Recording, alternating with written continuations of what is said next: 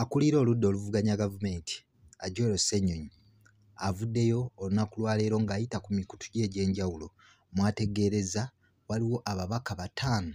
okuva mu Paaliyamenti y'eggwanga Uganda baazudde olunaku olwaleero nga bakozesezza erinnya lye nga waliwo ensimbi azibadde baagala okunyaga naddala mu Paaliyamenti y'eggwanga Uganda. Gwena eyekumira Kampala TV 256 ankubuuzaako anenkujjukiza okulayikinga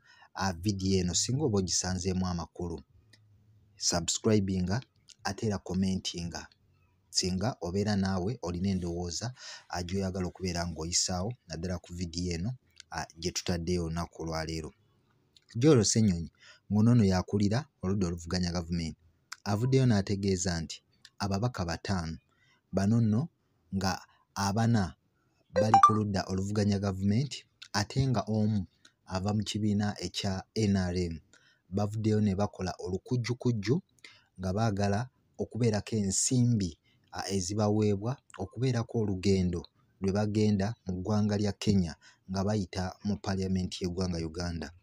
Joel Ssenyonyi olunaku lwaleero avuddeyo n'ategeeza nti omubaka w'Emityana omukyala amanyiddwa nga Joyce Baagala, omubaka wa Entebbe Municipality amanyiddwa nga Kakembo Michael Mbwatekamwa, omubaka omukyala w'e Masaka City Juliet Kakande, bano nno Joyce Baagala, Kakembo Mbwatekamwa, Juliet Kakande bonna ba National Unity Platform,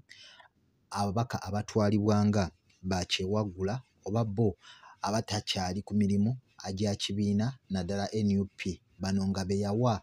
ennaku 3 okuvaayo batuukirire ekibiina bennyonnyoleko lwaki naddala emirimu gy'ekibiina babadde tebakyagyenyigiramu. Kati nno olunaku olwaleero kizuuliddwa nti be bamu ate abadde bakozesa erinnya erya Joel Ssenyonyi mukama waabwe mu Paaliyamenti y'eggwanga Uganda okubeerako ensimbi ze beefunira okugenda ku lugendo mu ggwanga erya Kenya. Omubaka omulala ye wa Mityana South amanyiddwa nga Richard Lumu, kw'oteeka n'omubaka omukyala owa Nakaseke amanyiddwa nga Najjuma Saala. Bano bonna olunaku olwaleero kitegeerekese nti balina ebbaluwa gye baawandiikidde organization oba ekibiina ekimu wali mu ggwanga lya Kenya nga bavuddeyo ne bakitegeeza nti bagenda kwetaba mu workshop oba omusomo ogugenda otegekebwa mu ggwanga eryo erya Kenya mu kibuga Mombasa nga gugenda kutwala ennaku zigenda kubeera 2 era ne bavaayo ne bategeeza oba ne bawandiikira sipiika wa Paaliyamenti y'eggwanga Uganda amanyiddwa nga Right Honorable Anita Among aveeyo asobole okuba nga abakiriyalinga okugenda ku trip eno ey'ennaku 2 wali mu ggwanga lya Kenya. Kyokka sipiika baavuddeyo ne bamutegeeza nga akulira oludda oluvuganya gavumenti Joel Ssenyonyi wagenda okubakulemberamu mu workshop eno nga bakugenda naye era nga babadde basaba Paaliyamenti okukiryalinga ebawe ensimbi ezinasobola okuba nga zibatwala mu ggwanga erya Kenya. Kati nno Joel Ssenyonyi avuddeyo n'ategeeza nti yeewuunyiza nnyo kuba ekiwandiiko kino abadde takimanyiiko ate nga teyategeezeddwako ku nteekateeka z'ababaka bano, kyokka n'avaayo ne yeewuunya nti ekyobulabe ekisinga kye bakoze kwe kukozesa erinnya lye nti yabasindisa ewa sipiika. Kino nno kiba kiraga obufere n'obubbi naddala obwetobese mu Paaliyamenti oba eri ababaka bano, era n'avaayo n'ategeeza nti omusango guno gwa kutwalibwa mu kakiiko akakwasisa empisa wali mu Paaliyamenti y'eggwanga Uganda okuvaayo basobole okubeera nga ababaka bano babonerezebwa olw'ensonga nti ye nga Joel Ssenyonyi akulira oludda oluvuganya gavumenti mu Paaliyamenti y'eggwanga Uganda abadde talina na kimu akyamanyi era kyategeera naddala ku workshop eno ababaka kwe babadde basabira ensimbi, era ng'olwaleero agudde bugwi ku bbaluwa eyo ky'ova olaba nga agitadde ku buli mukutu gwe ogwa social media okuvaayo okwanika ababaka abo. Ojja kujjukira nti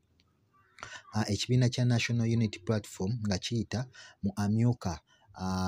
pulezidenti w'ekibiina kino Honorable Mwanga Kivumbi baavaayo ne bategeeza nti waliwo ababaka ab'enjawulo abalinga abayawukana ku mugendo naddala mu kibiina kya National Unity Platform era baweebwa ennaku 30 kyokka ekiwandiiko kino ekijjidde ng'ababaka basatu bava mu kibiina kya National Unity Platform ate nga be bamu abateeberezebwa okuba nga bali ku lukalala olwo olwasabwa okujja okwennyonnyolako lwaki babadde tebakyenyigira naddala mu nsonga ezitwala oba ez'ekibiina ekimanyiddwa nga ekya National Unity Platform. Kino kyongedde okuyiwa omunnyo mu bbwa naddala eri enkolagana y'ababaka abo kw'oteeka n'ekibiina ate era bwe bavuddeyo ne basangibwa mu skando endala nga bayinoonyeza okufuna ensimbi ez'amangu kyokka nga Joel Ssenyonyi nga mukama waabwe mu Parliament era akulira oludda oluvuganya gavumenti kino abadde takimanyiiko. Kati tulindiridde okulaba Parliament eneevaayo ne batwala mu kakiiko akakwatisa empisa okugezaako okufuna ssente mu mbeera ey'olukujjukujju. Nja kujjukiza gwena okusubscribinga commentinga ate era layikinga naddala vidiyo eno esobole okutambulira ddala okutuuka ne ku bantu abalala. Nkwagala nnyo, siba bulungi, weeraba.